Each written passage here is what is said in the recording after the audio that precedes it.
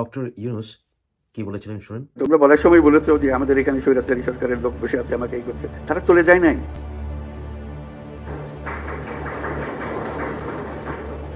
তোমরা বলছো যে তারা সরকারে আছে, আমি বলছি তোমার গ্রামেও আছে।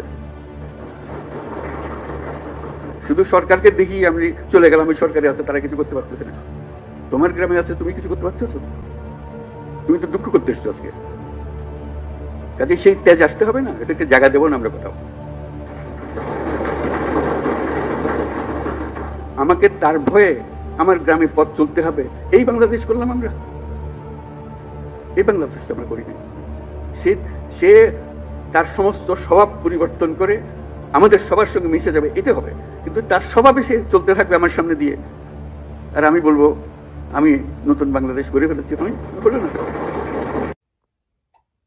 ডক্টর ইউনূস এই কথা বলে যেটা উনি করেছেন যে সাধারণ মানুষকে আইন নিজের হাতে তুলে নেওয়ার জন্য উনি আহ্বান করলেন, এবং সেটা গ্রাম পর্যায়ে।